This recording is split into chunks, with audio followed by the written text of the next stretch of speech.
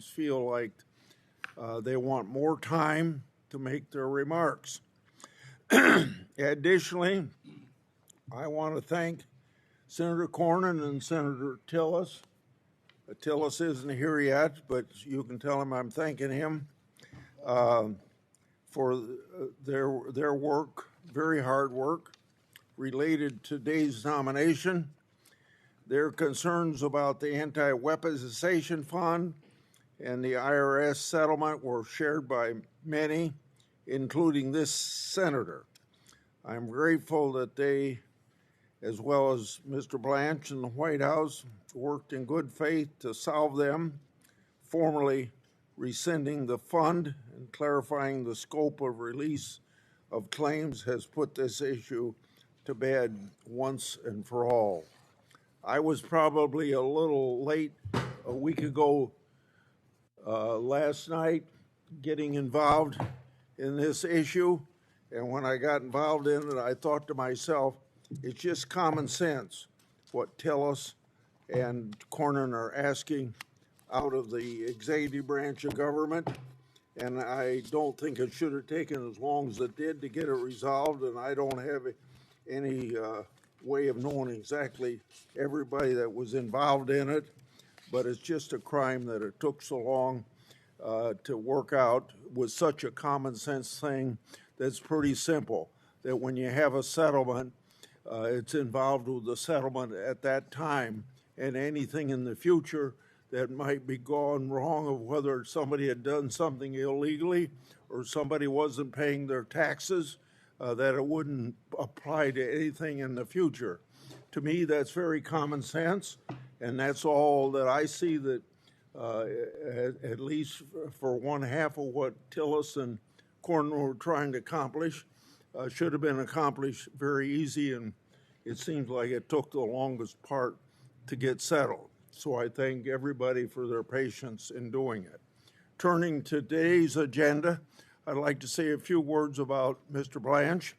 The Justice Department has thrived under his leadership. Among other things, Mr. Blanche has led major successes in thwarting federal program fraud, ending racial discrimination, and restoring the safety of every American. I'd like to take a few moments to reflect on that last one, the safety of Americans, primary job of the Attorney General and the Justice Department. At the end of the hearing, Mr. Blanche stated that his job was, quote, securing safety for every American, end quote. He is absolutely right. It's clear that from his track record that Mr. Blanche has succeeded. We've seen report after report showcasing the department's increase in violent crime arrests, disruption of terrorist activities, and the seizure of illegal firearms and controlled substances. The Council on Criminal Justice recently issued 2026 mid-year report on crime trends. The results are very astounding. The reported rates for homicide dropped 51% from its peak over 9 years ago. Carjackings down 73%. Residential burglaries down 56%. Motor vehicle thefts down 51%. Now, critics might say, well, there was a spike of crime in 2020. So let's look at the reported crime rates in 26 compared to 2019. Sexual assaults down 13%. Assaults with firearms down 17%. Robbery down 41%. Drug offenses down 15%. And that's just a few of the statistics I could give you. Without objection, I want to enter this report in the record. Is there any objection? I hear none. The Washington Times noted, quote, homicides are on a track to hit the lowest point in recorded U.S. history amid an overall decline in crime nationwide, end quote. Based on these stats, it's evident that no Justice Department in our nation's history can boast the successes of this Justice Department under Mr. Blanche's leadership. Still, the critics can't bring themselves to acknowledge this reality. The Washington Times stated, quote, "The encouraging news was met with little explanation as to why crime, especially homicides, has cratered after spiking from 2020 to 2022, end of quote." That's a strange thing for them to say. The press has no explanation for what changed between then and now, because I can think of an explanation. I think every American in this country who feels safer at home and in their towns and cities can think of an explanation. It's very obvious. Todd Blanche's Justice Department has reprioritized the safety of Americans after the Biden administration opened borders to violent criminals and then turned a blind eye to heinous crimes that were happening around the country. The Biden administration was too busy weaponizing the Justice Department against political opponents to stop real crime. And so please don't forget, whistleblowers and media outlets reported that the Biden FBI even reassigned personnel from investigating child sex crimes to work on January 6 cases. So it's no surprise that when the Trump administration secured the borders and Mr. Blanche did his job prioritizing safety of Americans, crime has come down. But despite clear evidence that America is safer under Mr. Blanche's leadership, some have alleged that he doesn't care about victims. I can think of plenty of victims who would disagree with that. This committee received a letter from more than 300 angel families who strongly support Mr. Blanche. They praised his commitment to, quote, core public safety priorities, stopping illegal immigration, eliminating cartels and transnational criminal organizations, ending trafficking in dangerous drugs and human beings, and protecting American communities from violent crime, end of quote of their statement. As we heard from one of these angel moms at the hearing, Jennifer Boss, her testimony was heart-wrenching as she told about her daughter's tragic and gruesome death. She stated, quote, "From the time I've spent talking to Todd Blanche, I knew immediately that he makes victims a priority. Under his direction, the DOJ has engaged directly with angel families and treated us not like political props, but as partners in preventing future tragedies, and that's all that we've ever asked for," end of quote. Ms. Boss concluded by stating, quote, "I 100% believe that Todd Blanche will be one who can deliver justice, saving lives of people who will never know it," end of quote. Ms. Boss knows that America is safer with Mr. Blanche at the helm. The angel families know it, and Americans across the country know it. Today, I'm not only voting to advance Todd Blanche's nomination, I'm voting for the safety of the American people. Senator Durbin. Thanks, Mr. Chairman. Reflect on the fact that as we meet today, there are thousands, literally tens of thousands of men and women in the United States who got up this morning and put on a badge or picked up their briefcase and went to work to make sure that we would be safe. They are in law enforcement all across the United States of America. They count on this system of justice, as we all do, to give us not only safety in our homes, but also fairness when it comes to treatment by the government. The man we are discussing this morning seeks to be the #1 law enforcement enforcer of the United States of America. the Attorney General of the United States, the highest-ranking law enforcement position. And what have we learned in the last few weeks when it comes to Todd Blanche? We have learned that simply his word is not enough for most of us, not even for some of my Republican friends. Even his word under oath is not credible enough. We have a demand by colleagues that I support, a demand that Mr. Blanche, when it comes to important promises to the American people, put it in writing. Put it in writing. And in fact, he did. Mr. Chairman, the political escapade of the last week has made it clearer than ever that Todd Blanche has no business serving as our nation's chief law enforcement officer. 2 Republican members of this committee said they would not vote for Mr. Blanche unless the J6 cop beater slush fund was permanently and irrevocably terminated. And of course, these 2 members, and I support their position, said to Mr. Blanche, you have to put it in writing if you're going to say those words. President Trump responded, as we might have guessed, as he always does, by doubling down on his position and personally attacking our colleagues. To state the obvious, Mr. Blanche's statement on the slush fund and the IRS immunity agreement are not signed by the parties to the settlement agreement and are therefore unenforceable. The parties could still sue to enforce the agreement, and the cop beaters fund can easily be revived with a new order from the Department of Justice 15 minutes after Mr. Blanche is confirmed as Attorney General. Indeed, the President himself has loudly telegraphed that's his plan.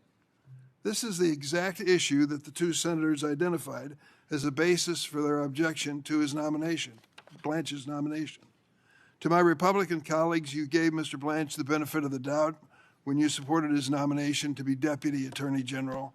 17 months later, there is no doubt where his loyalty will lie.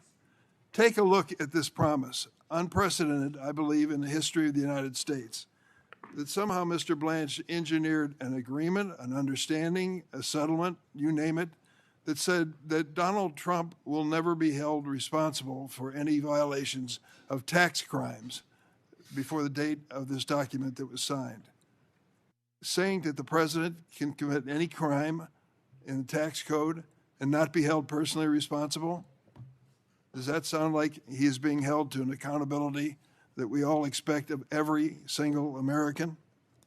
Instead of serving the American people and upholding the rule of law and the Constitution, Mr. Blanche has aided and abetted the most corrupt administration in the history of the United States. Prior to this hearing, Mr. Blanche told me he, quote, made a mistake, close quote, by creating the January 6th slush fund. Where did he say it? In my office, with witnesses, my staff, to what I'm about to say. When I asked him about this under oath, Mr. Blanche falsely claimed that he never made this statement. That's not true. Mr. Blanche's willingness to casually lie under oath about a statement he made in a room full of witnesses shows the lengths he will go to avoid offending President Trump. Why doesn't he want to concede he made a mistake? We all do that from time to time, right? No, no, no. Manly MAGA leaders do not admit a mistake or use the word sorry. So he was held accountable by the president. Mr. Blanche has claimed he recused himself from matters involving President Trump in his personal capacity. Yet he personally signed the agreement releasing President Trump, his family, and businesses from tax liability. When asked how DOJ justified the slush fund's outrageous $1.776 billion price tag, Mr. Blanche refused to answer. He shows contempt for this committee and for our history by refusing to admit that the sum was chosen to signal support for the January 6 rioters, and many of us remember when they attacked and invaded the Capitol. Those rioters shamelessly invoked 1776 to compare themselves to American revolutionaries. Give me a break. Mr. Blanche told me that a ruling against the settlement was, quote, a hit piece personally directed at him. This is no surprise coming from the man who declared that the Justice Department is, quote, at war, close quote, with the courts. These are not the words of someone who would serve our nation as a top law enforcement official. One of Mr. Blanche's first acts as Deputy Attorney General was to issue a memo gutting DOJ's crypto crime enforcement, which allowed the president to rake in $1.4 billion in a crypto windfall last year, even as Americans reported billions of dollars in cryptocurrency fraud losses. The president did just fine, thank you. Meanwhile, Mr. Blanche still has, through his children and grandchildren, $150,000 in crypto assets. Last year, under Mr. Blanche's leadership, more than 1,000 FBI personnel were pulled off key law enforcement priorities. What was a higher priority than their oath they've taken to uphold the law? They were directed to flag Epstein records and look for any mention of Donald Trump. Mr. Blanche refused to tell me who gave this order, but former Attorney General Bondi made it clear, saying Blanche was, quote, in charge of the Epstein files.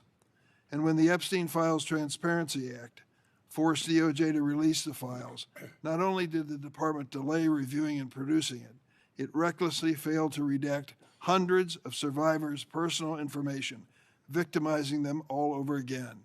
And they testified before this committee under oath to that fact. Meanwhile, the names of powerful Epstein cronies remain protected, in clear violation of the law. When scrutiny of the Epstein cover-up intensified, Mr. Blanche participated in secret meetings in the White House Situation Room, of all places, to strategize about protecting Trump, not Epstein survivors.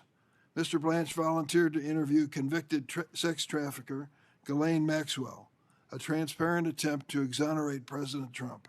Just days later, she was transferred to a minimum security camp, which is unheard of, unprecedented for serious sex offenders like her.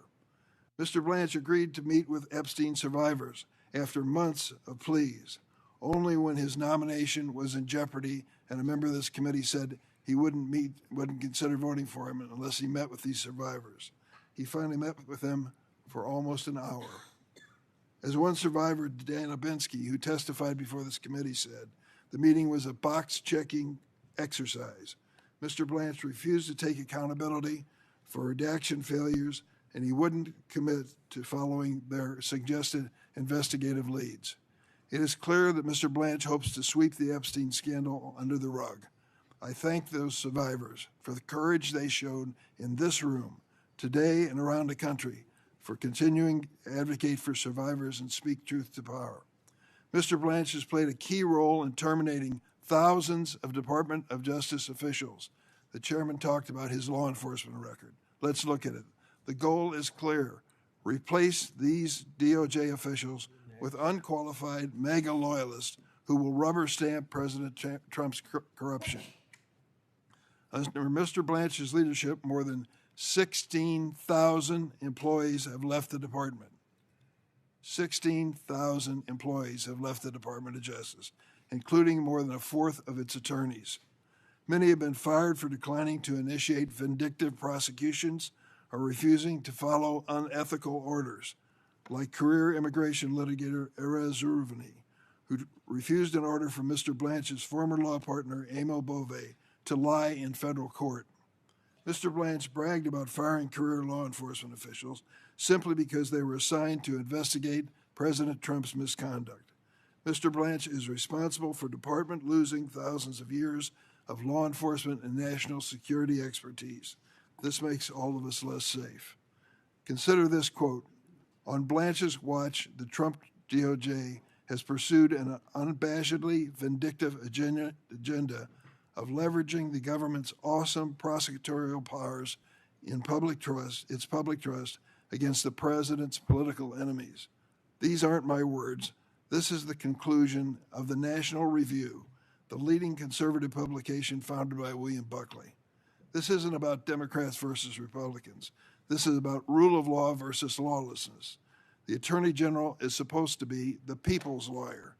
Department of Justice should work on behalf of all the American people. Mr. Blanche continues to operate as the president's personal lawyer, treating the Justice Department like a law firm serving one client, the president. The president has made it clear he plans to keep Mr. Blanche in place as acting Attorney General, a damning comment on his capacity to honorably serve in this role. This committee does not need to legitimate Mr. Blanche's appointment by providing our consent. I yield.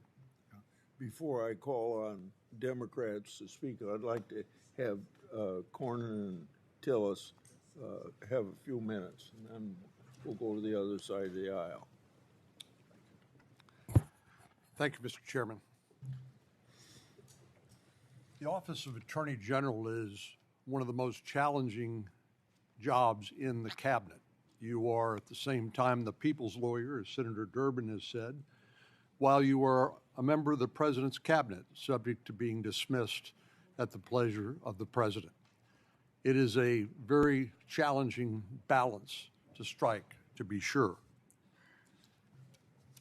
The tax lawsuit that was filed by President Trump and his son and the Trump Organization in January of 2026 was what prosecutors called unparalleled in the IRS's history. A contractor with Bose Hamilton got the job at the IRS for the express purpose of leaking tax returns, private tax returns that of people he thought the public needed to know about. That is a violation of the criminal law, and the contractor is currently serving a 5-year term in the federal penitentiary for that. Initially, when the president filed suit, he sought $10 billion in damages. That is nowhere to be found in the final settlement.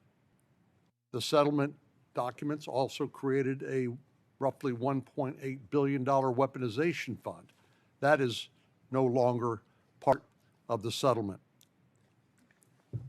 I've been very clear, as others have, that in order to support Mr. Blanche's nomination, I needed specific assurances in writing about a release signed by the acting Attorney General last May. I asked for written assurances that clarifies the scope of the parties to the IRS audit agreement and that permanently ends the weaponization fund. While this may sound like nitpicking to some, it's critically important not only to me but to other members of the Senate. What Mr. Blanche said under oath in his nomination hearing on these topics was important. He said under oath, subject to the penalties of perjury, that he signed the release he signed only applies to the IRS and the Treasury and only the parties who were defendants and the plaintiffs. And he also said once more that the weaponization fund was dead.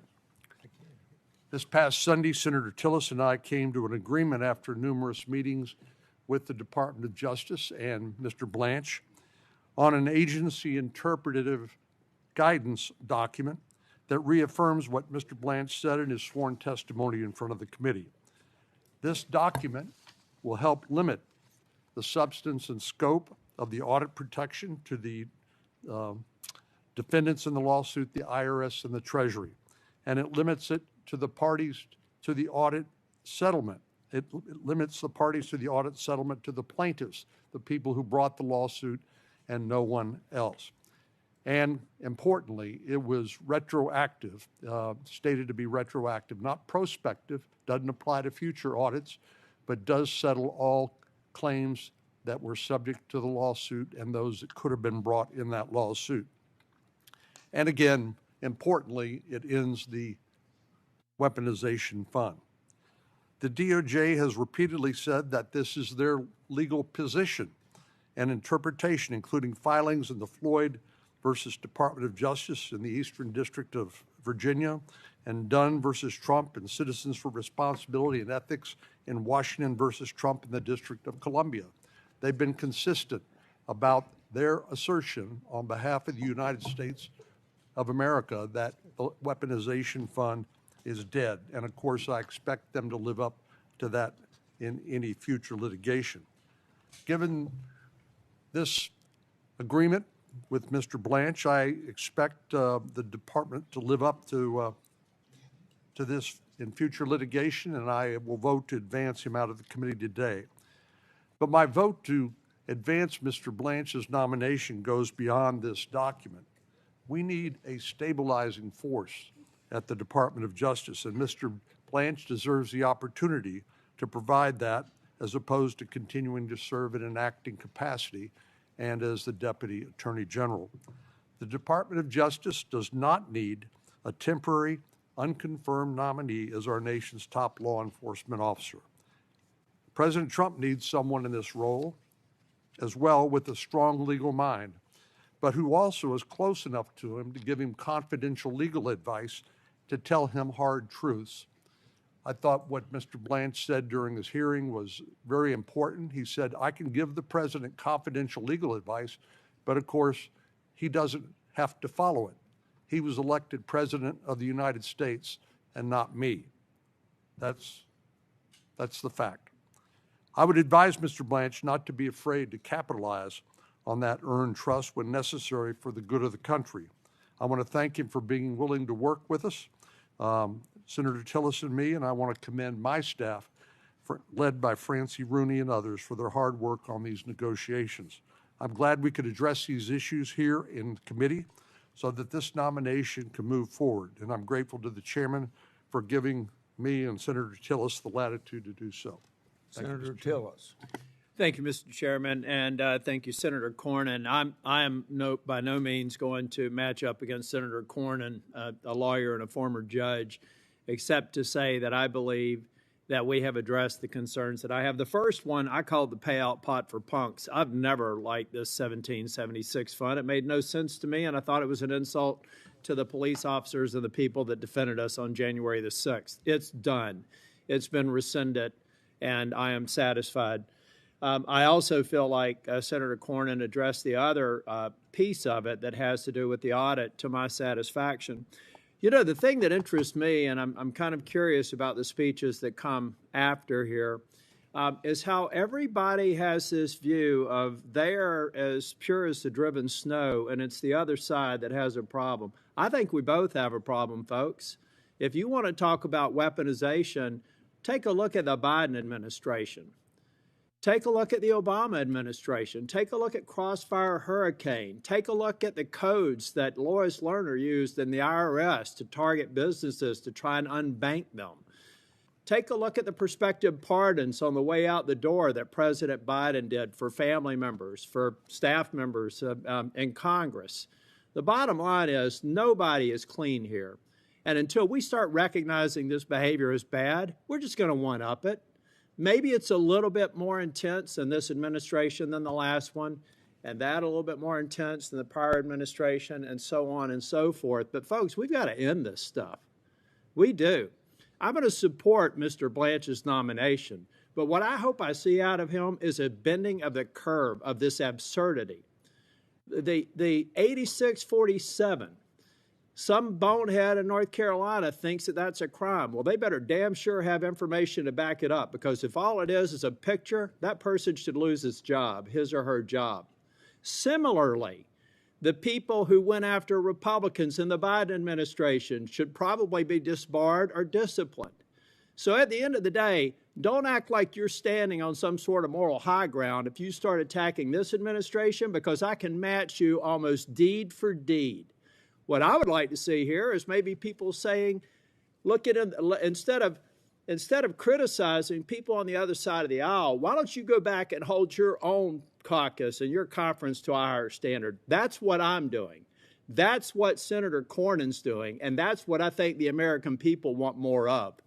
And Mr. Chair, thank you for your patience. I know from time to time I don't like delaying markups, but I thought that this was a very important one because we got to a good outcome. And I appreciate Mr. Blanche working in good faith, and I am prepared to vote yes today in his confirmation, or in moving his confirmation or nomination forward. Senator Whitehouse. Thank you, Chairman. Today, I think, is a sad and embarrassing day for this committee.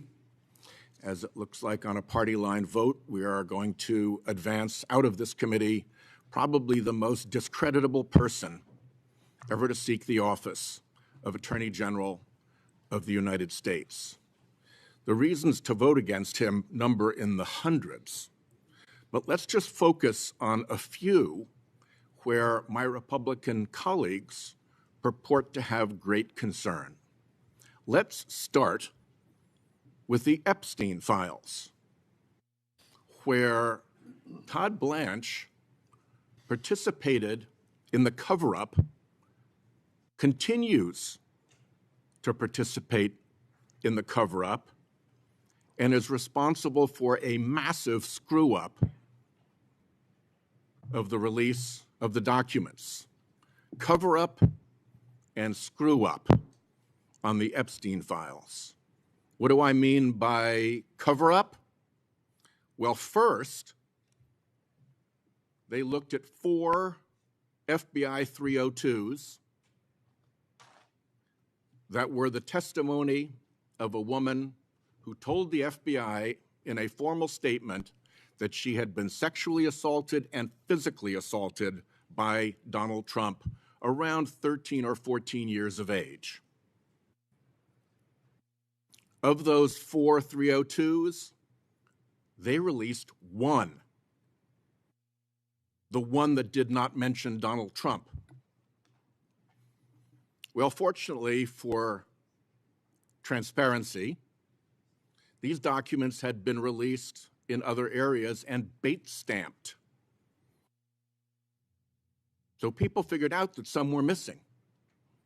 And with that, the other 302s that mentioned Donald Trump had to be produced.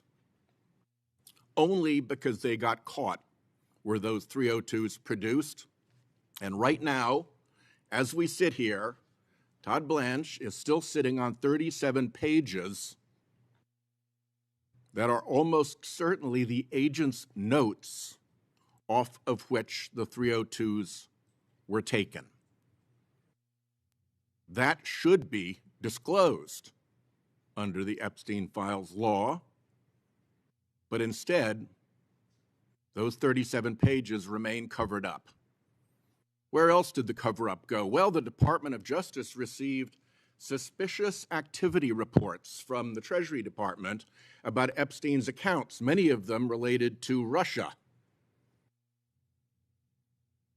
You'd think that an investigative body like the Department of Justice could look at a document called Suspicious Activity Report and deduce that there might be suspicious activity. But did they even have a look? Billions of dollars in Epstein fund transfers, and the Todd Blanche Department never even had a look. And then you get to Ghislaine Maxwell, where a deputy attorney general flew to Tallahassee to have a private meeting with a woman convicted of participating in Epstein's depravity. And what was the upshot of that meeting? Was it to get more information about who else was culpable, about whose secrets were still being kept? No. It was to get exculpatory information about Donald Trump and then reward her with a move to a club-fed prison. Now, the nominal excuse for that is, oh, she was in danger in her earlier prison, so we had to move her. How often does a prisoner allegedly facing threats or danger get moved to a less secure facility? I mean, think about it. It doesn't pass the test of common sense. So, between the botched disclosure, which revealed victims of Epstein's depravity, whose names had not been previously known, in some cases with photographic images with their addresses, in some cases photographs without being fully clothed. Where does the buck stop for that, if not with Mr. Blanche? That was an epic botch that did real harm to Epstein's victims. Voting for this guy today gives their blessing to the screw-up, to the botched release that even Pam Bondi pointed at Blanche as responsible for. And it gives the blessing to his continuing role in the cover-up of Epstein files. So there's Epstein for you. And let me ask the letter from the Epstein victims to Senators Tillis and Cornyn to be put into the record. So next we get to this crooked slush fund Trump family tax amnesty scam. Let's take a look at that. We've got these two new pieces of paper, one signed only by Todd Blanche, one not signed by anybody, neither of which has any legal effect whatsoever. They are decorative. So what problems do they leave behind? Well, one is, can you trust Todd Blanche going forward? I will tell you, I do not. I think it would be unreasonable to trust him going forward. There is enough weasel room in these documents to drive a truck through. And what might that truck look like? Well, you could get rid of the anti-weaponization fund for $1.776 billion, and in a month, put out the Trump Justice Fund for $1.9 billion. Nothing in this document prevents anything like that from happening. You could open a drive-up window at the Department of Justice for cop beaters from January 6th to come through and get friendly Federal Tort Claims Act settlements from the Department of Justice. They're already handing out settlements to Trump's allies. What's to prevent the drive-up window? Come on in. Here we are. We got the friendly form for you to file, and here's a check. Nothing prevents the cop beaters from being funded by the Trump Department of Justice. But let's assume that we really have made a big improvement here. Let's assume that the burglar has been forced to give back some of the jewelry he stole. Being forced to give back some ill-gotten gains doesn't mean you're not still a burglar. There's a question of the man's character, that he was willing to get into these schemes in the first place, into what George Will called the sludge of self-dealing of this administration. Even if there isn't Slush Fund 2.0, and even if there isn't the drive-up window for cop beaters, there's a real problem with an individual who would agree to that in the first place. To me, that should be disqualifying. And the last bit on that is how he got there. Let's not forget that there is an ongoing proceeding in Florida in federal court with an open question whether Todd Blanche committed a fraud upon the court. We don't hear that term, fraud upon the court, very often. It's probably the worst thing you can accuse someone of in a court proceeding. It means you're an officer of the court. It means you abused the process of the court, and you did so in order to accomplish an unjust and wrongful result. It's actually worse than contempt of court. It is so bad that in the history of the Department of Justice, no senior official has ever been even accused of a fraud upon the court. And we're advancing this guy before that question is settled in Florida, while there's still a bar issue, a disciplinary issue with the New York bar related to that misconduct. Fraud on the court is a big deal, and it's not going away. Then last of all, you've just got the general dishonesty and incompetence of the operation that Todd Blanche is running. And I'm not going to go through the list. It would take the whole day. But let me go through a couple of summaries of it. The Economist magazine, not exactly a left-wing publication, had its lead article, its cover article, on the U.S. Department of Justice, title, Degradation in Process. Degradation in Process. I ask unanimous consent to add that article to my remarks. Without objection.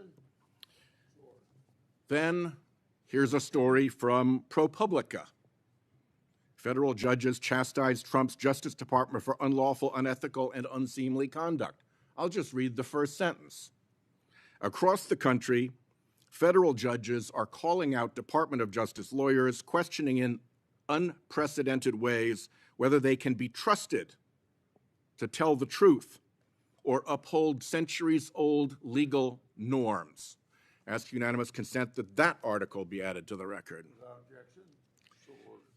And then there's a group called Just Security, which reads through decisions from federal judges around the country and gathers the incidences in which the federal judge has challenged the integrity or the competence of the Department of Justice. It's about this thick. I'll just ask to have its introduction put into the record. If my colleagues want to go and look and see what the avalanche of misconduct that Blanche's leadership has precipitated looks like, you know where to find the report. Here's the introduction. It talks about the presumption of regularity, a judicially created doctrine with a long and contested history. The doctrine affords the executive branch a distinct advantage by instructing courts to presume that executive officials have properly discharged their official duties. And what the report characterizes is the destruction of that presumption of regularity in this Department of Justice. So I ask unanimous consent that that be added as well.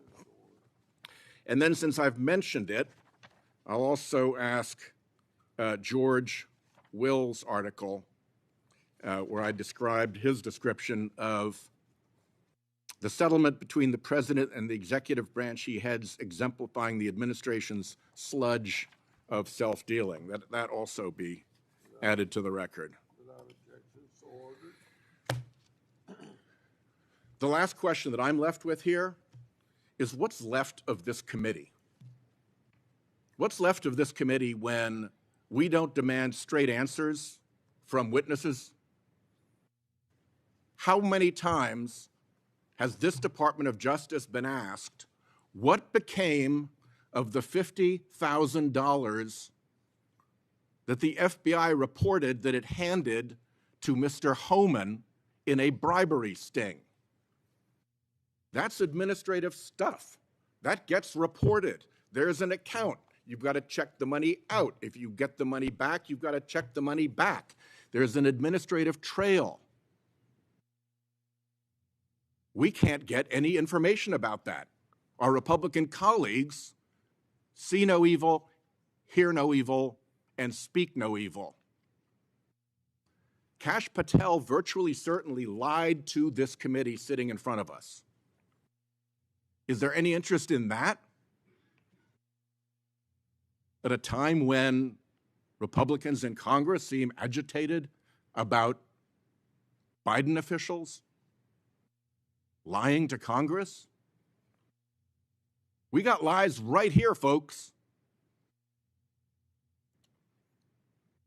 I don't know where this committee goes after it stops being taken seriously, because all you have to be is on the right partisan side to get this committee to roll over and play dead. Thank you, Chairman. Senator Klobuchar.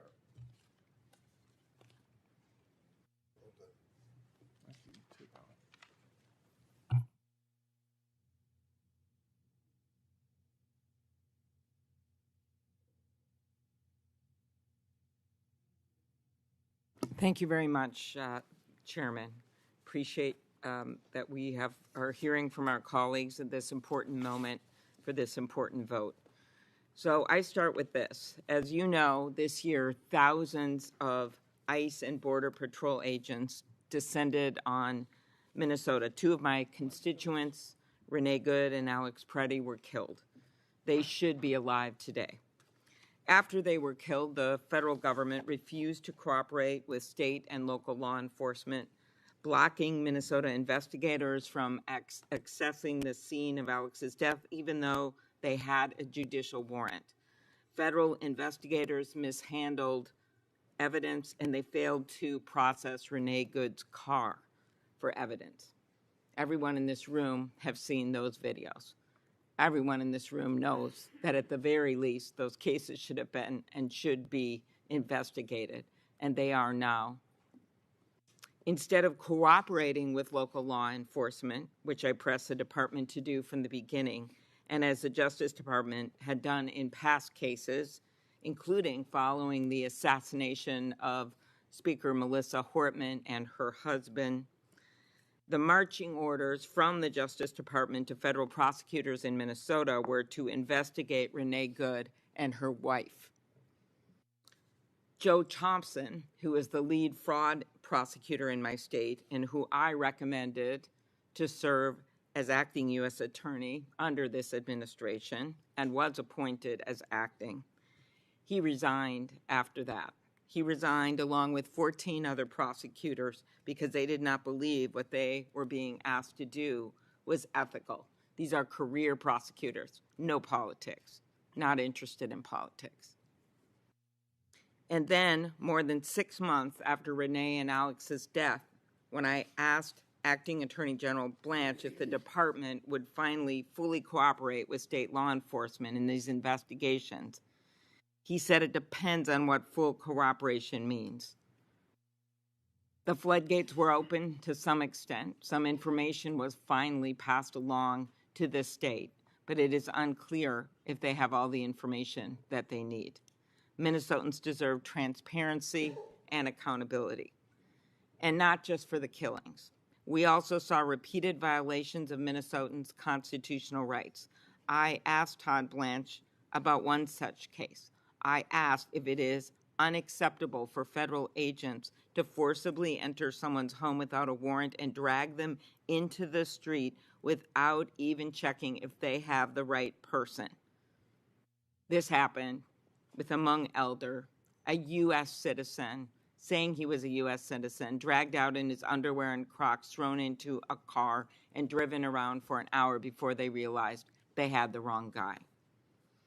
Mr. Chairman, when I asked Todd Blanche about this, and if this was a violation, he said it depends, and it was not a black or white answer. Mr. Chairman, what is black and white is that a nominee to be the chief law enforcement in our country should be able to condemn the actions taken in that case. Upholding the independence of the Justice Department is vital to its legitimacy.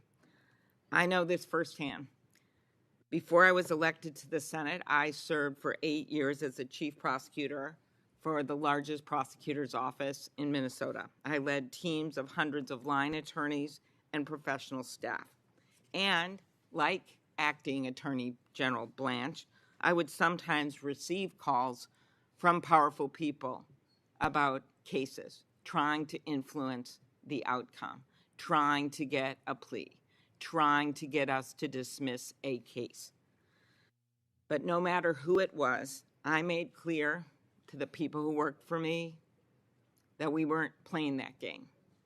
I made clear that investigations and charging decisions were based on the facts and the law.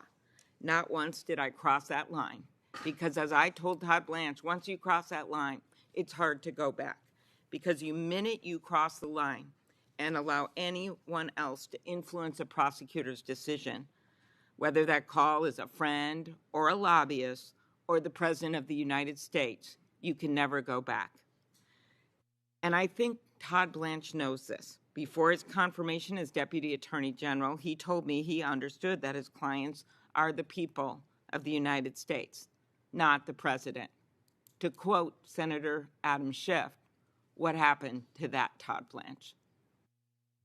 Since then, however, Acting Attorney General Blanche has said of the Justice Department's investigations into people the President has had issues with in the past, Blanche said that is his right, and indeed it is his duty to do that. In fact, the President has repeatedly directed the Justice Department to engage in political prosecutions related to his personal grievances. FBI Director Comey, former Cyber Office Director Chris Krebs, Jerome Powell, the former chair of the Federal Reserve, the New York Attorney General, civil rights organizations, journalists, and yes, even sitting U.S. senators. And while Acting Attorney General Blanche told me that he believes all decisions have been made, in his words, solely based on the facts and law, it's not credible. We've seen the President's social media posts. We've heard from career prosecutors. We've seen the judges appointed by presidents of both parties throwing out meritless cases and subpoenas. Mr. Chairman, if the President can direct prosecutors to go after people like Jim Comey and Jerome Powell, he can go after any American. That is not equal justice under the law. We've all seen the department can be used also to reward the President's friend. Under Acting Attorney General Blanche, the department moved to vacate convictions of leaders of the Oath Keepers and Proud Boys who participated in January 6th. And a matter of less public note, but incredibly important to our economy, is antitrust. It is devastating to our economy if the Justice Department stands back and lets the big get bigger and the small get crushed. And that is exactly what's happening right now.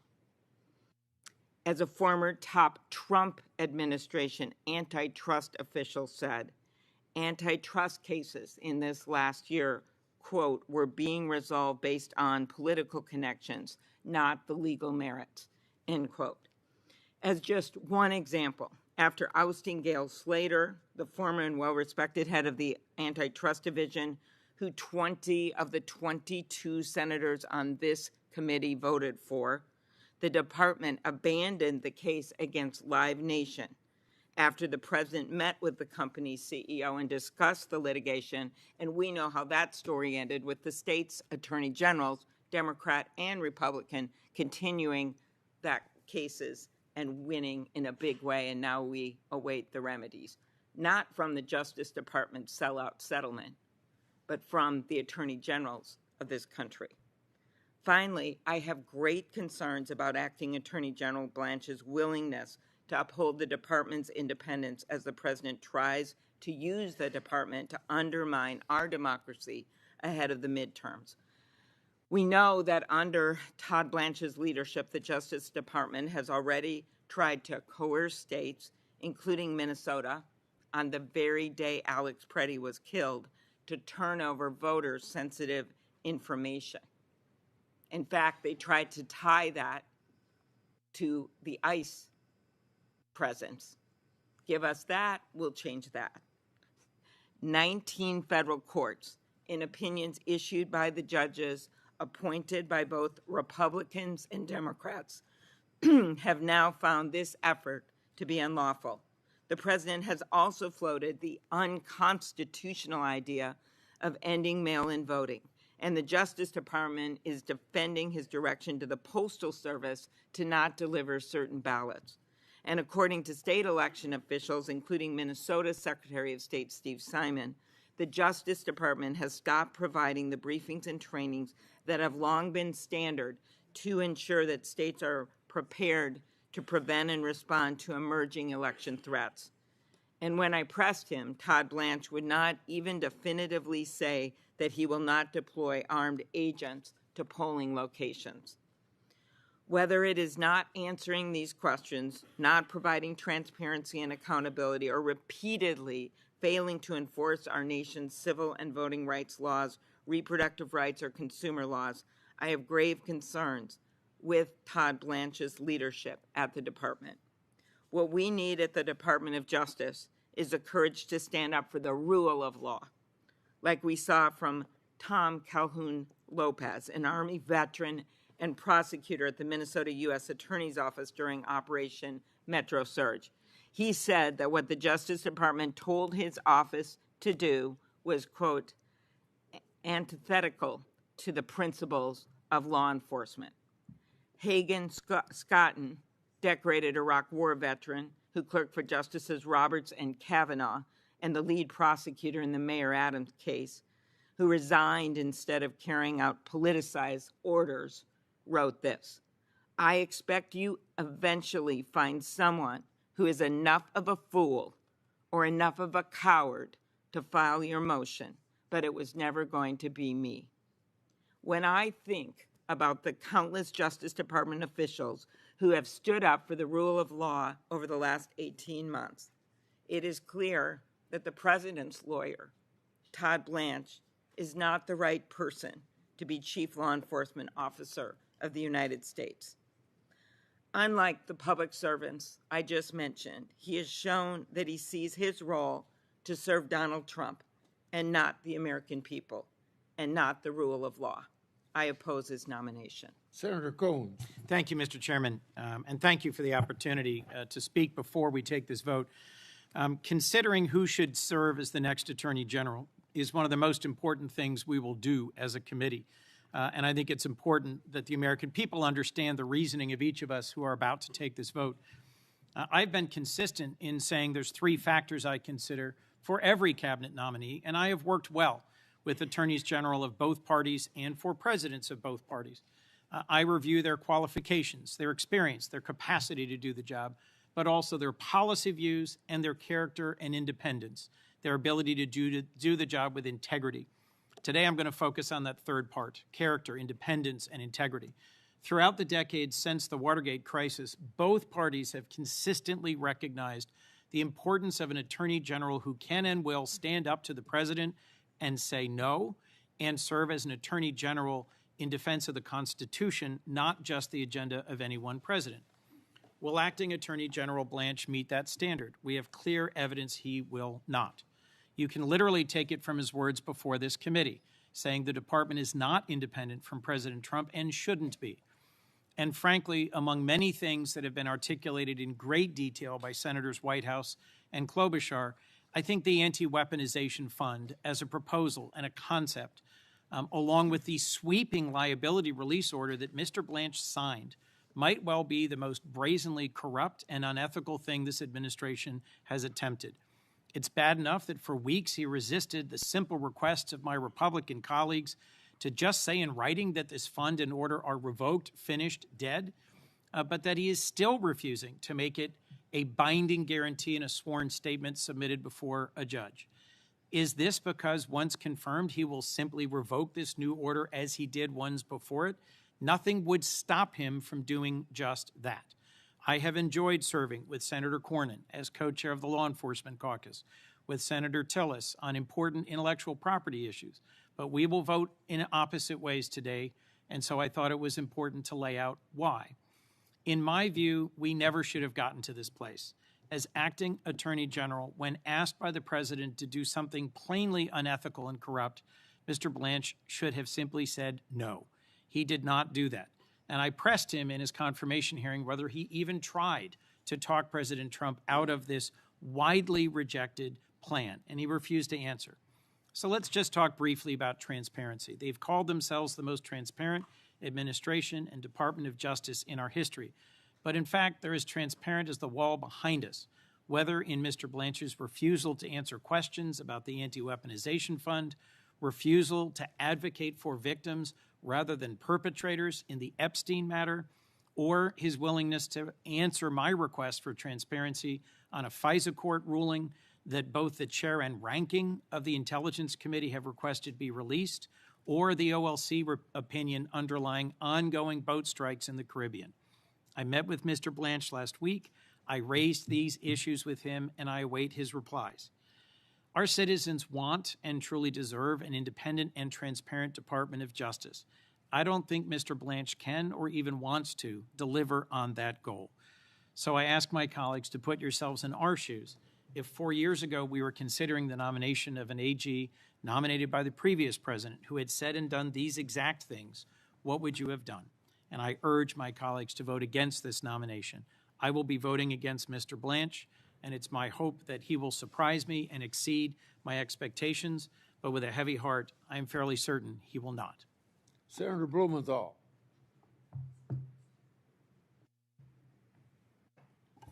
Thank you, Mr. Chairman, and I want to join in thanking you for allowing us to speak before the vote. Quote, "I'm his lawyer," end quote. That's what Mr. Blanche told us he was. I'm his lawyer, namely Donald Trump's lawyer.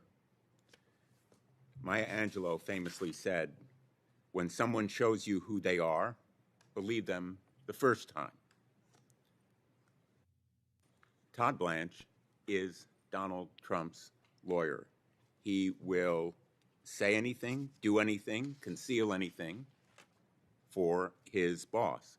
Much as in organized crime, the consigliere would do anything, say anything, and conceal anything for his boss. That is why Mr. Blanche was held by a judge in Florida to have committed a fraud on the court.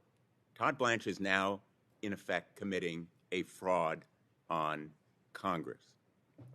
The documents that he has submitted, and I will hold them up here, that purport to change some agreement are, in effect, a nullity. They are meaningless. They have no effect. They are non-enforceable. In just a few weeks, thousands of young law school students will begin a contracts course.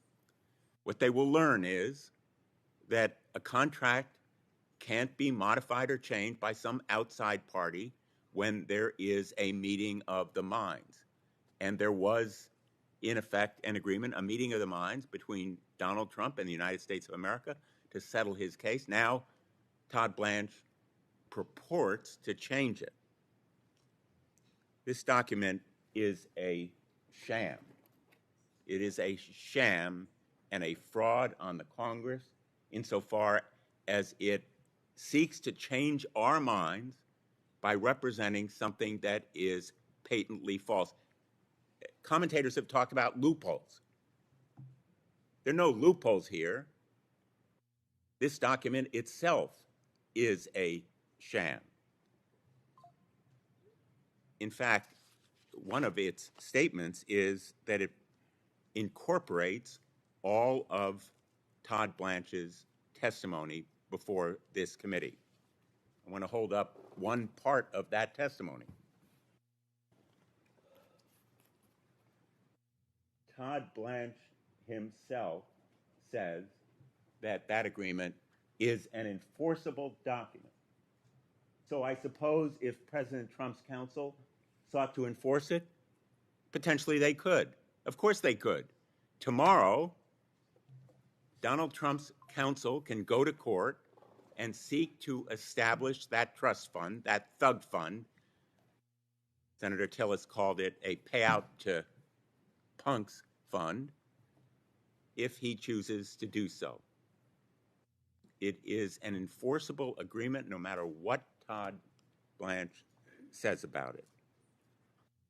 And if you don't believe me, you can listen to one of the most ardent advocates of that anti-weaponization fund, who said the quiet part out loud on Twitter just recently. Mike Howell, who Chairman Grassley called as a witness before this committee last year, retweeted Mr. Blanche's announcement with his own commentary, quote, "can be undone after Tuesday. The anti-weaponization fund is great." The President of the United States yesterday in the Oval Office repeated his commitment to the anti-weaponization fund. We don't need to say the quiet part out loud. The President is shouting it. The position of United States Attorney General is a position of supreme trust. Any of us who have worked in the Department of Justice, I was the United States Attorney for Connecticut, knows that the Attorney General of the United States, like every lawyer who represents the United States, has a trust in going to court, in making representations. There is a presumption of regularity when a government lawyer appears before the court. That's the sacred trust that a government lawyer bears. Todd Blanche has betrayed that trust. And his betrayal of that trust is disqualifying for his nomination. Todd Blanche showed us who he was also when he, during this hearing, referred to the attack on the United States Capitol on January 6th as events. They are not events. They were a riot, an insurrection, an attack on the Capitol. We were there. We know what it was. It was a violent, unlawful attack on our nation's capital that cost brave members of law enforcement their lives. He purports to stand for law enforcement, and yet he is in favor of a slush fund that in effect rewards those individuals who attack Capitol Police in that insurrection and riot, and he refuses to see it for what it was and describe it to the American people accurately and truthfully. His prescribed, rehearsed lines prepared by the White House legal team are meant to protect the president's feelings. They demonstrate an unwavering loyalty to the president. That is the through line. He is the president's lawyer. He showed us who he was as well when he was talking about reproductive rights. In a private call last week, Mr. Blanche again said the quiet part out loud. In fact, he shouted it. He said to the participants on that call that he would work to restrict abortion in every single state. That's not enforcing the law. That is a zealot, a warrior seeking to advocate the president's position against reproductive rights. He wants to block states enacting their own policies and laws. He wants to make abortion access follow the laws of abortion-banned states. In short, he wants to strip Americans of their right to choose and strip states of their right to govern. The part of this agreement that purports to limit the immunity under our tax laws and protect the president against audits is in fact no limitation. It preserves all of the president's rights to be above the law No person is above the law, but Todd Blanche is agreeing to put the president above the law.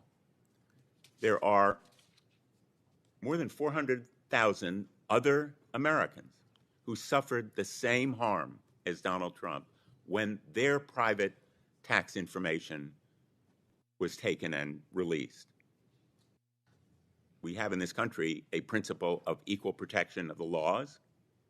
Presumably, if Donald Trump gets this deal, they would be eligible to assert their claims for the same rights. If Donald Trump is protected against paying hundreds of millions of dollars in taxes by this deal, perhaps so should they in claims they may file. The cost to the government is staggering if this deal is approved as Todd Blanche purports to do. And that deal is still in effect as a result of these documents. Mr. Blanche showed us who he was when he ducked and dodged my question about deep-sixing and killing an investigation into the possible pay-to-play commutation of an individual who was pardoned, David Gentile. David Gentile reportedly paid $2.5 million to a broker to obtain clemency, which robbed his witnesses, his victims, of nearly $16 million in restitution. When a United States attorney tried to investigate, Mr. Blanche reportedly killed the probe. That is not the behavior of an attorney general who upholds the trust of this position. That's the behavior of Donald Trump's personal lawyer. Finally, the most sacred right we have in a democracy is the right to vote freely and fairly. My fear is Todd Blanche will be Donald Trump's lawyer in suppressing the vote and distorting the count. He will defend Donald Trump if the president sends militia or ICE agents or the National Guard to the polls to disrupt the elections. He will defend Donald Trump if he seeks to distort the count after the election. My fear is that Todd Blanche will represent Donald Trump. He will be his consigliere, and he will put Donald Trump ahead of the American people and the right to vote. I cannot support him. I regret that this committee will, in effect, betray its trust in the party line vote that is to follow and approve Todd Blanche as Attorney General of the United States. And I will be introducing a resolution today rejecting this tax immunity deal as possible precedent, seeking to stop it from becoming a means of others seeking the same kind of illegal privilege that Donald Trump will have as a result of this deal. Thank you, Mr. Chairman. Senator Rano. Thank you, Mr. Chairman. I think it's very important to hear from members before this vote is taken. I asked Mr. Blanche questions in three broad areas during his hearing 2 weeks ago. First, I asked him about the Epstein files. Specifically, I asked whether he would cooperate with the New Mexico Department of Justice's investigation into Epstein's Zorro Ranch. And I asked if he would help state law enforcement get the information that it was seeking from the Epstein files.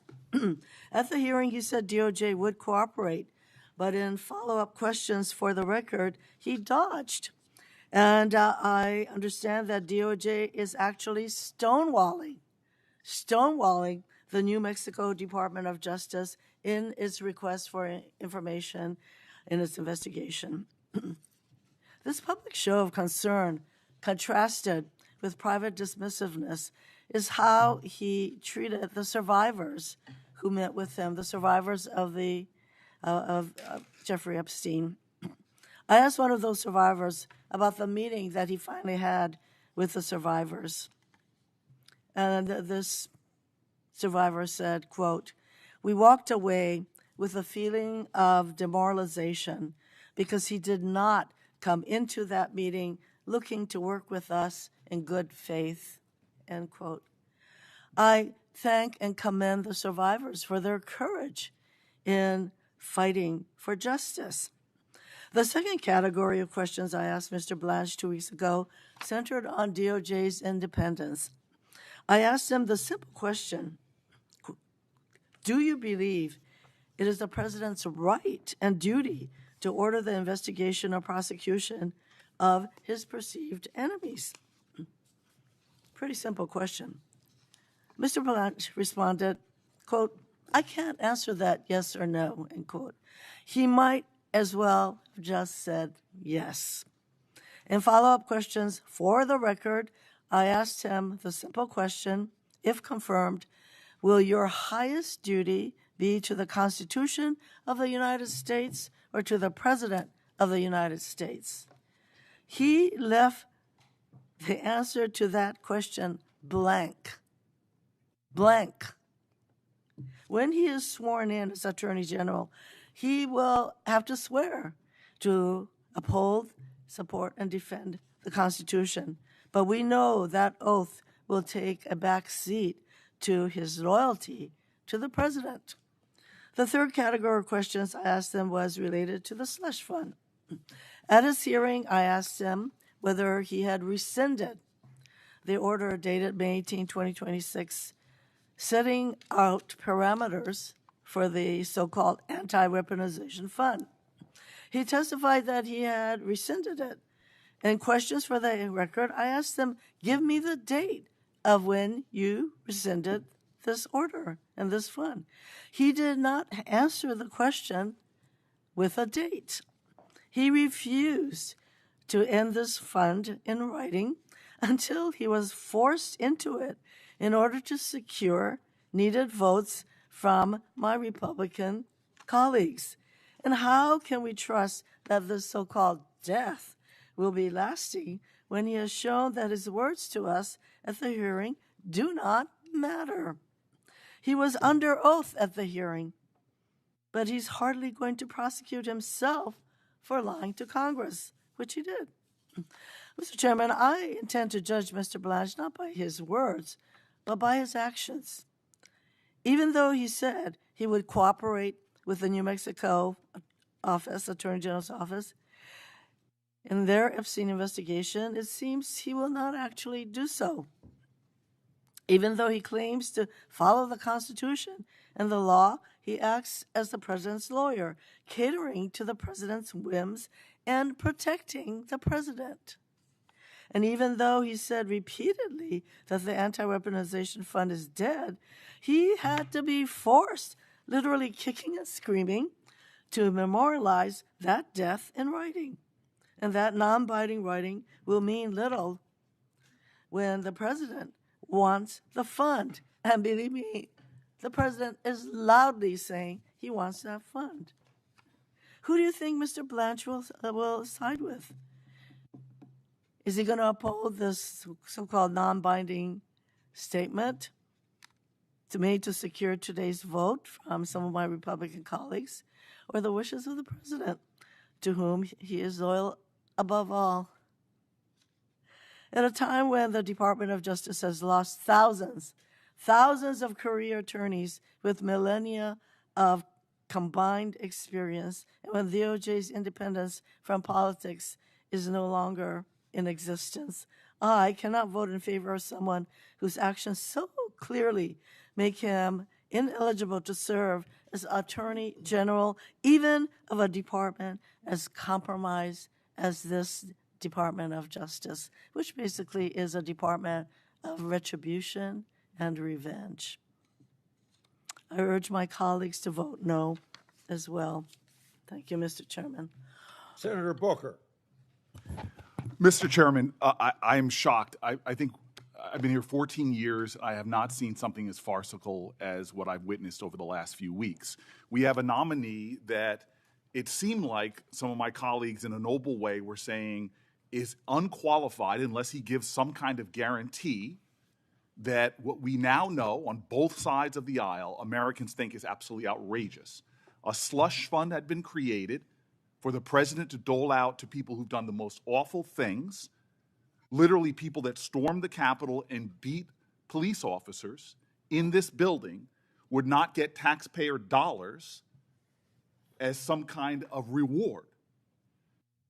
Universal disagreement on that, and the fact that a president of the United States is not above the law and shouldn't be able to cheat on their taxes. And so I've sat back for days now looking forward to us, at least of all the things that Todd Blanche has done that is disqualifying for this job, I thought at least we were going to be able to get an end to that nightmare. And here's the thing, Mr. Chairman.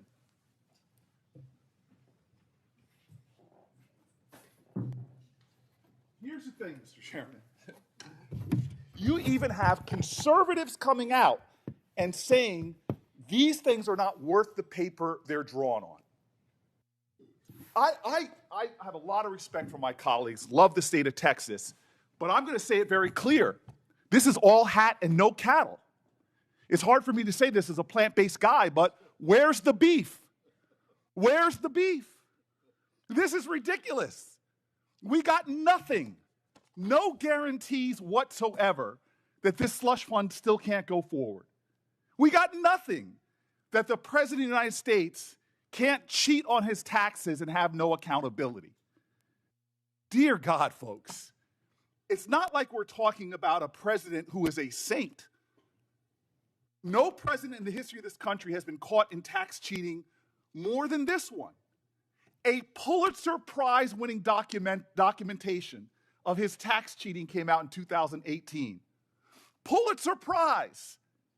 Donald Trump said, I'm going to sue you, it's all wrong.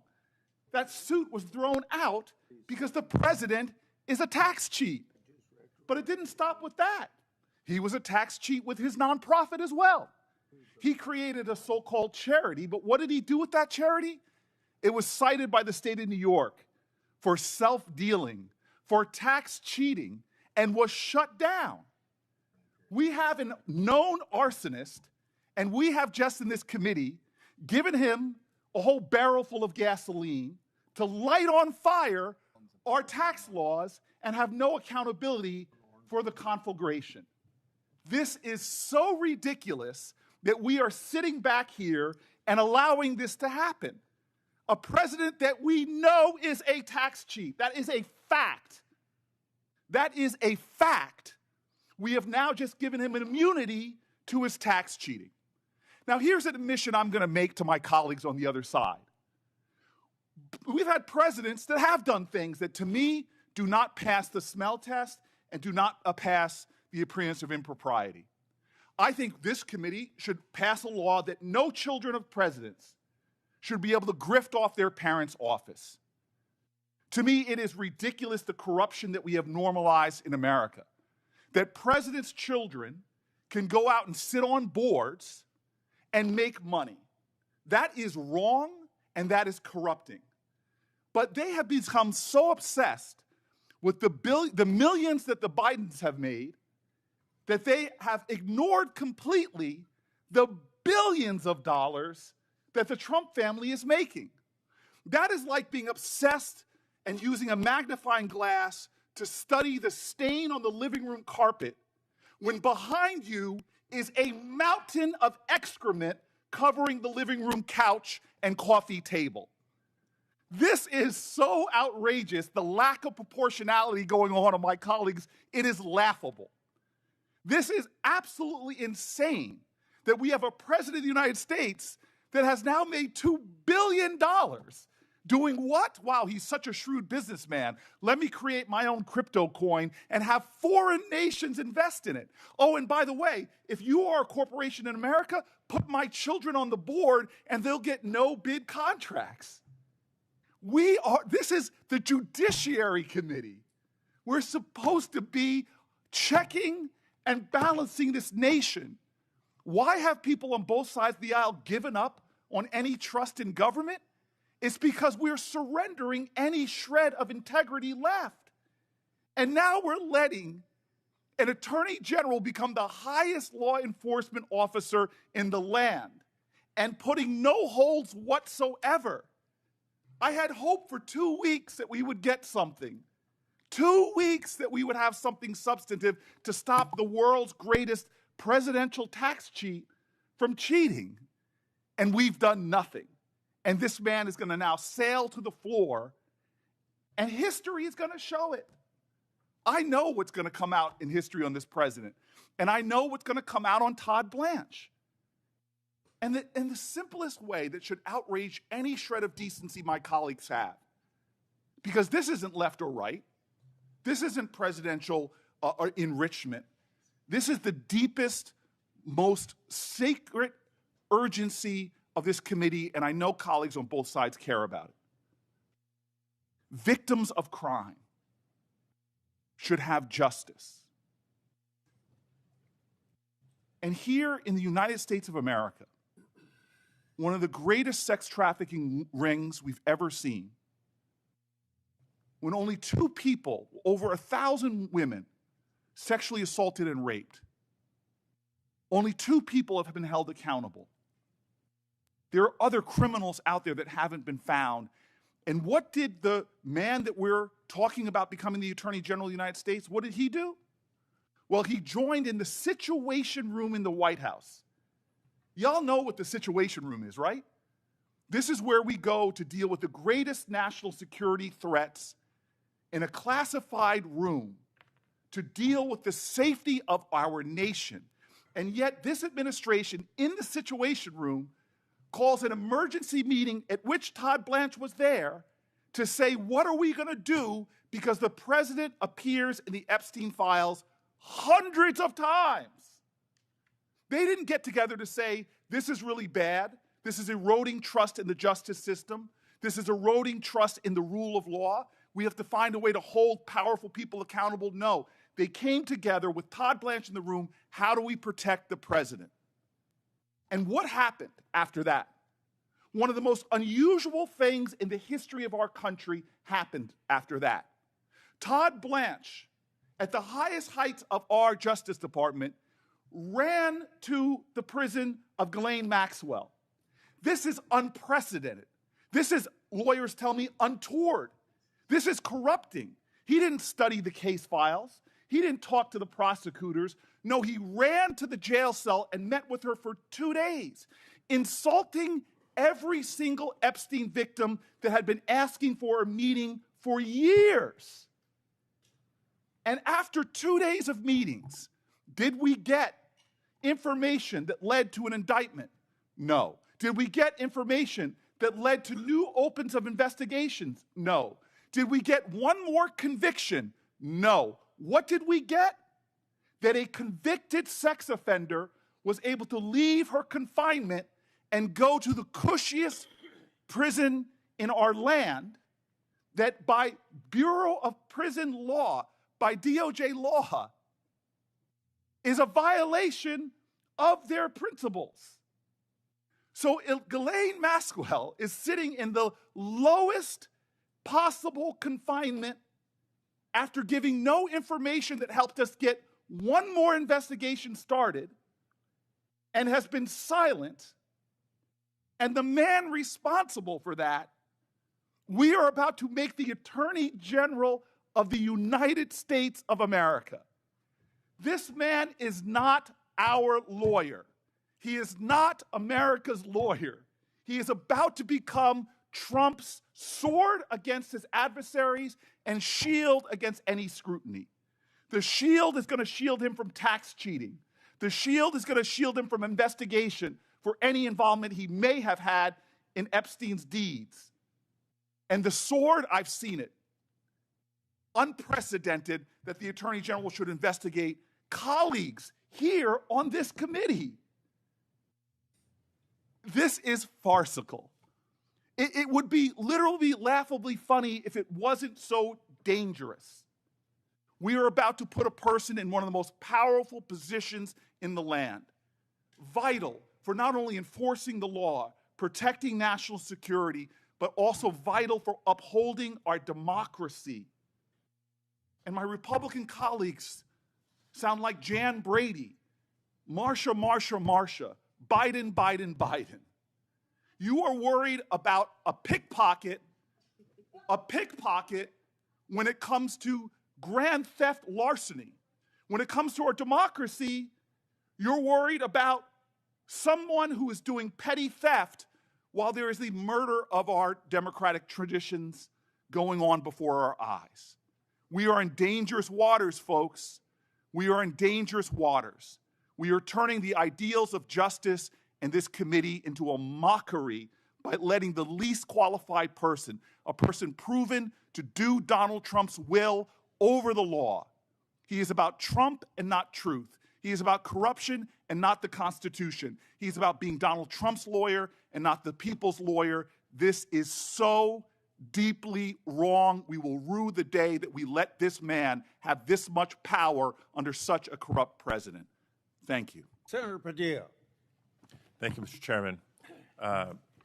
Colleagues and members of the public, we've been hearing a lot about this tax immunity deal. We've heard about Todd Blanche's mismanagement of the Epstein case and files, the evidence of Todd Blanche carrying out Trump's political agenda of vindictiveness. And I'll have my comments on that as well, but I want to bring us back to what it is that's before us today. 150 years ago, Congress created the Department of Justice and entrusted the Attorney General with the simple but profound responsibility to serve as the nation's chief law enforcement officer. Let me repeat that. To serve as the nation's chief law enforcement officer. Not the president's lawyer, the American people's lawyer. And even today, go to the department's website. Its own mission statement lists, quote, independence and impartiality as its first core value. It says the department must follow, quote, the facts and the law wherever they may lead, without prejudice or improper influence. 150 years ago, we created the Department of Justice. It exists today with these mission statements and core values. That's the standard. And by that standard, Todd Blanche fails. During the confirmation hearing, Mr. Blanche was asked whether he and Donald Trump were friends. Remember his response? He said, I'm his lawyer. And then he tried to correct himself by saying, was his lawyer. That's a remarkable slip for someone seeking to become Attorney General of the United States. And colleagues, we know he spent hours and hours over the course of days preparing for the hearing, and yet the first words out of his mouth when asked that question was, I'm his lawyer. The Attorney General isn't supposed to be the president's lawyer. The Attorney General is supposed to be the country's lawyer. And if you recall, when I asked Mr. Blanche whether the Department of Justice has an obligation to remain independent from improper political influence, including influence by the president, he refused to say yes. He tried to justify the department's part of the executive branch and he's a member of the cabinet and the president's agenda, the president's fixations and obsessions is what he follows. It suggests he sees no problem with the president directing federal law enforcement to investigate and prosecute his perceived political enemies. It's not hypothetical. We've seen investigations into former FBI Director James Comey, into New York Attorney General Letitia James, into former CIA Director John Brennan, into our colleagues, both on committee, Senator Schiff, and not on this committee, Senator Kelly, and more. At the same time, Mr. Blanche has shown little interest in ensuring that federal officials themselves are held accountable when they violate the law, including but not limited to the Department of Homeland Security. He basically stated that his belief is that the department should investigate and police themselves. Remember, I asked him about this. They're clearly incapable of doing so. Federal agents shooting innocent civilians, killing United States citizens on the streets of our country, detainees dying in record numbers in detention centers that are violating the standards that they're supposed to maintain. So it's clear that under Todd Blanche, the primary job of the Justice Department will be to do things like defend all options to reward January 6 rioters who attacked the United States Capitol and violently assaulted police officers, to ensure immunity for the president and his family for tax crimes. And no, even with this so-called deal, that hasn't changed. Under the supposed deal, Mr. Blanche isn't prevented from creating a new anti-weaponization fund tomorrow by some other name. It does not prevent Mr. Blanche from using taxpayer funds to reward January 6 rioters. It does not prohibit Donald Trump and his sons from receiving immunity for their tax crimes. To me, this doesn't seem like a deal at all. But ultimately, it does nothing to address the real, fundamental root problem. The Department of Justice, with no independence, a department that enables corruption that it should be prosecuting, a department that rewards people who violently stormed the Capitol and assaulted law enforcement.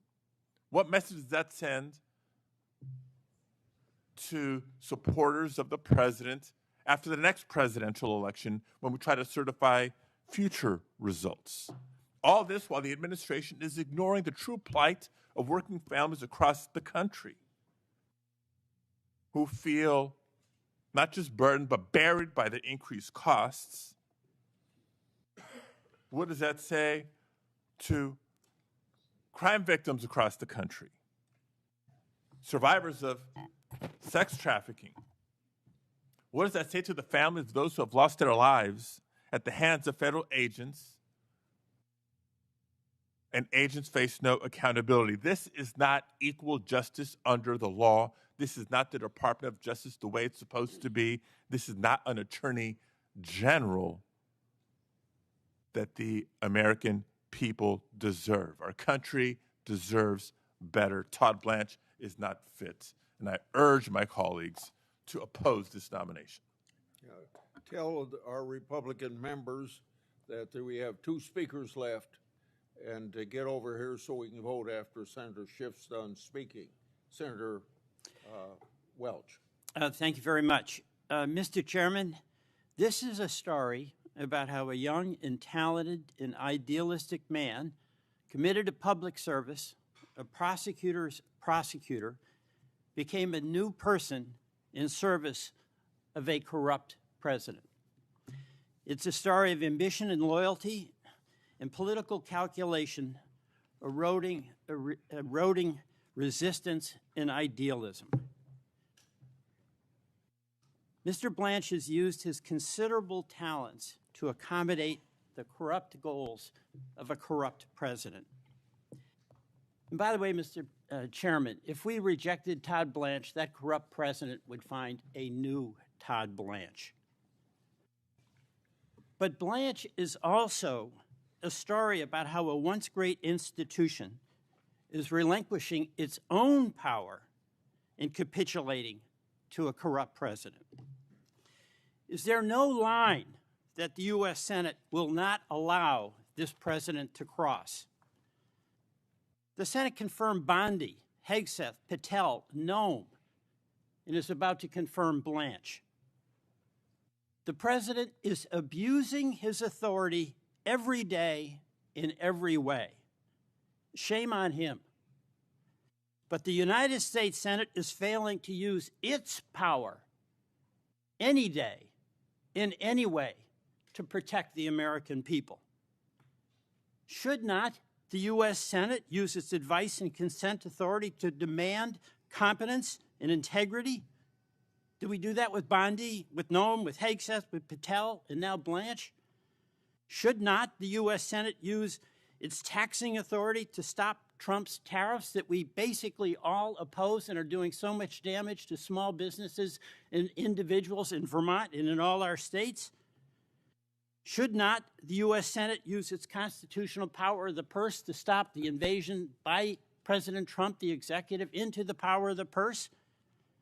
And should not the U.S. Senate use its constitutional authority to declare war, to stop this illegal war in Iran, or at least even debate it, a war that President Trump is losing? Mr. Chairman, the president is abusing his authority, but we are failing as a U.S. Senate to use our authority. And when we fail to use our authority, we fail to meet our responsibility to the people of this country. We can stop capitulating today by doing our job and rejecting a completely unqualified man to be the top law enforcement official in this country. I will vote no. Senator Schiff.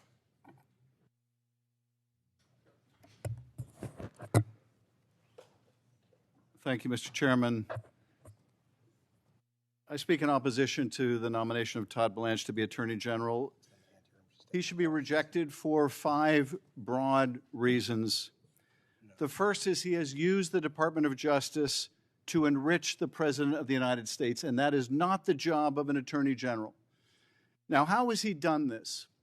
Well, let's look at the IRS settlement. And bear in mind, this was a lawsuit brought by Donald Trump not as a private citizen. He had every opportunity to bring this lawsuit in between his first term and his second term, but he did not do so. In fact, he waited so long that the statute of limitations ran on that potential claim. He waited until he became president. Now, why did he wait to bring this $10 billion lawsuit until he became president? He waited so that he would have the power of the presidency to leverage the IRS and the Justice Department to make him more money. So he waits till he's president. He sues the IRS for $10 billion. In a stunning act of self-dealing, he purports to settle with himself. He's represented by his personal lawyers on the one hand and by his other lawyers at the Department of Justice on the other hand, in a collusive use of the litigation process that was found by a judge in Florida to be a potential fraud on the court, to be brought for an improper purpose of extracting some kind of financial benefit to the president, and boy, was it a benefit. By some estimates in Forbes, $600 million of tax benefit for the president, his family, his sons, the businesses, the affiliates, and all the rest of that. Now, there was an effort, and I appreciate my colleagues from Texas and North Carolina making an effort to try to rein in this tax settlement. But what they attempted to achieve has not been achieved. As my colleague from Texas rightly asked during his questioning of Todd Blanche during the confirmation hearing, this is purportedly an agreement between two parties. Can you, representing just one of them or speaking for just one of them, bind the other? And the answer was no.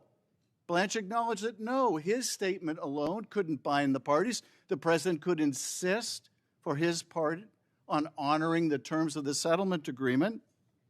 Does this unsigned one-pager somehow change any of that?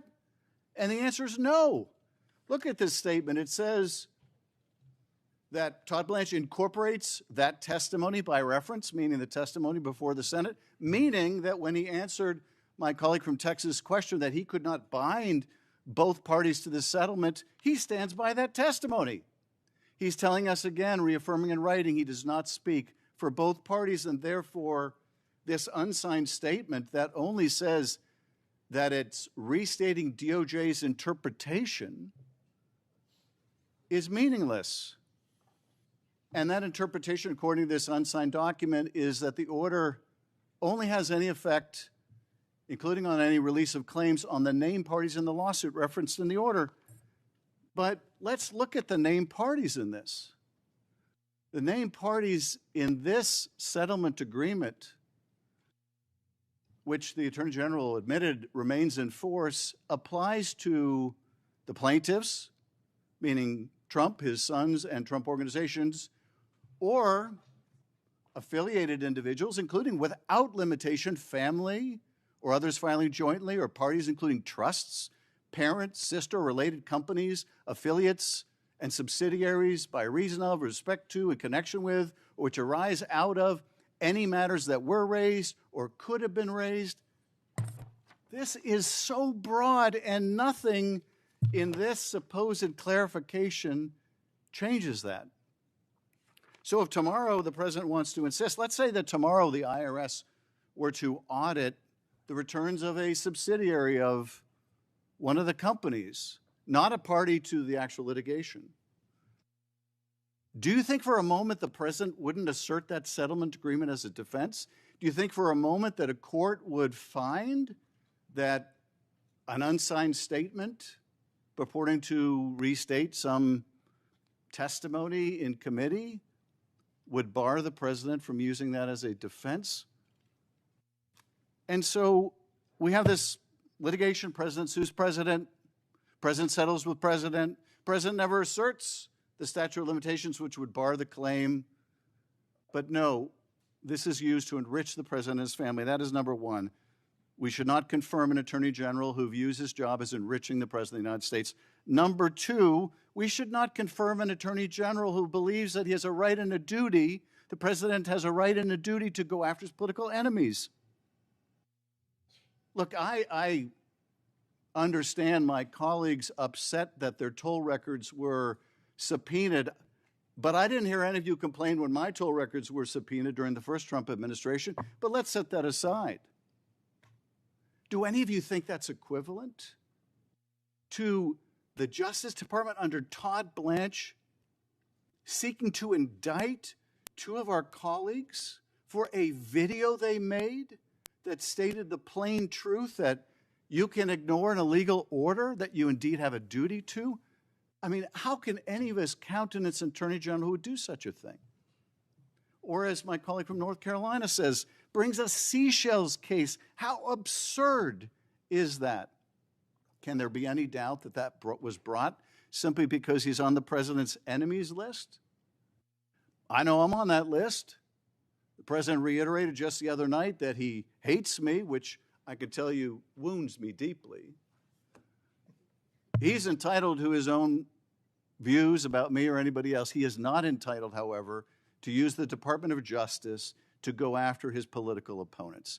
And the day we say that's okay, and the day we confirm an attorney general who says that's okay, is the day that the rule of law becomes merely an unenforceable idea, a quaint acknowledgement of a past Justice Department in which the rule of law once mattered. We should not confirm an attorney general who believes the president has a right and a duty to use him to go after his enemies. Number three of the reasons why we should not confirm Todd Blanche is that his efforts to protect the president and others in the Epstein files investigation is a scandalous abuse of power. He withheld documents implicating the president to protect the president. He has never been able to shed his role as criminal defense lawyer for Donald Trump. He withheld records, only complied even partially with the requirement of the law that he disclose them when he was found out in that effort of cover-up and concealment. And what's more, his mismanagement of the release of the files has victimized the victims again by publishing their names, their likenesses, their photos, their addresses. We should not confirm anyone so incompetent, someone so indifferent to the suffering of these victims, someone who only met with them because he was going to be refused confirmation for his refusal to do so. Someone who met with the prime co-conspirator of Epstein, Ghislaine Maxwell, and sought exculpatory statements from her, brought no one of any experience with the case. Who would do that as an experienced prosecutor? Go interview someone in custody in a high-profile case without bringing anyone who worked on that case who could tell them the questions to ask, who could press them when they dissembled and lied, as this witness has a history of doing. And then oversees her transfer to a minimum security prison and gives us the false explanation here in the Senate that he did so to protect her from threats. Such a person should not be confirmed as Attorney General. Number 4, he has sought to compensate cop beaters with your money, with taxpayer funds. And I have to say again, nothing in this new signed document of the Attorney General, nothing in this stops the President from doing it. And the President has told us he fully intends to do this. Indeed, they're already paying off the President's cronies. Do you remember Michael Flynn, the erstwhile National Security Advisor to the President? He's already been paid $1.25 million of your taxpayer money. This is a guy who pled guilty twice to lying to the FBI about his contacts with the Russians, and he's already made $1.25 million off your money, not using this weaponization slush fund, but using the DOJ's victim fund, the judgment fund, as a slush fund. And these cop beaters are already signaling their intention to file claims under the Federal Tort Claims Act. So even if the weaponization fund doesn't move forward, they are using the same mechanism to pay off these cop beaters and cronies of the President. And nothing in what Todd Blanche signed is going to stop that. What will stop that is a statute passed by this committee in the Congress that prevents this, that prevents taxpayer funding from going to these cop beaters. That is the only thing that will prevent it, and we haven't done it. Number 5, this is an Attorney General who has violated the Code of Ethics. Now, that may seem like a small thing given all the other violations, but it ought to matter to us. He violated in this IRS slush fund tax settlement case, as the judge in Florida found and suspects, and referred him to the Bar Association for his conduct in that collusive settlement. But more than that, during his testimony to this committee, I asked him about comments he made to CPAC, that conservative convention.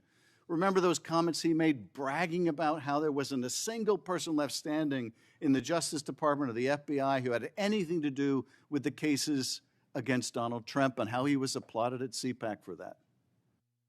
And I asked him, how is that consistent with the ethics advice that you admitted to this committee you received from the Justice Department, that you have said you followed, that told you you must recuse yourself from involvement in any case in which you defended Donald Trump?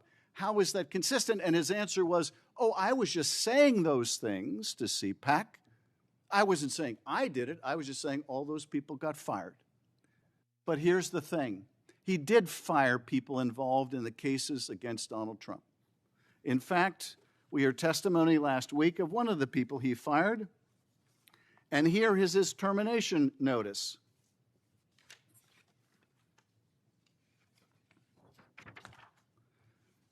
This is Todd Blanche's signature on a notice of removal from federal service for Peter Carr.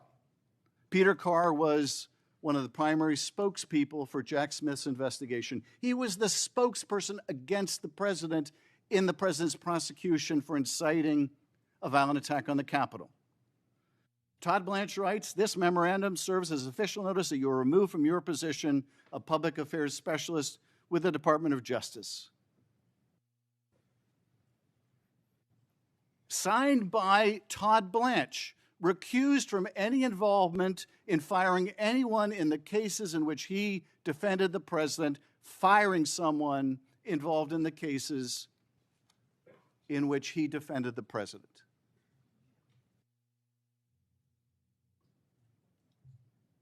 So this is someone who has violated his code of ethics blatantly, misled this committee in testimony, supported the establishment of a fund for cop beaters, concealed and covered up documents implicating the president in the Epstein files, gone after the president's enemies, and used the DOJ to enrich the president in a collusive settlement. Is this who we're prepared to confirm as Attorney General? It appears so. The fundamental problem with Todd Blanche is not that he's inexperienced, not that he's not capable, not that he's not intelligent. The problem with confirming Todd Blanche is that he has never been able to shed his role as criminal defense lawyer for Donald Trump. He just can't do it. He does not represent the American people now. He will never represent the American people. He will never do what's best for the American people. He will only do what's best for Donald Trump. And you cannot leave someone like that as the nation's #1 law enforcement official, not when you have a corrupt president engaged in the most unprecedented, self-enriching schemes we have ever seen. You just can't do it and hope to have anything left of the rule of law. I urge a no vote on this confirmation, and I yield back. We now turn to the nomination of Todd Blanche to be Attorney General. The clerk will call the roll. Mr. Cornyn. Aye. Mr. Lee. Aye. Mr. Cruz. Aye. Mr. Hawley. Aye. Mr. Tillis. Aye. Mr. Kennedy. Mrs. Blackburn. Mr. Schmidt. Mrs. Britt. Mrs. Moody. Ms. Graham. Mr. Durbin. No. Mr. Whitehouse. No by proxy. Ms. Klobuchar. No. Mr. Coons. No. Mr. Blumenthal. No. Ms. Rono. Mr. Booker. No. Mr. Padilla. No. Mr. Welch. No. Mr. Schiff. No. Chairman Grassley. Aye. On this vote, the ayes are 12, the nays are 10. The nomination will be favorably reported. Before we adjourn, I have some letters I want to put in the record from, well, I'm not going to bother to read it. It's not worth reading at this point. The meeting's adjourned.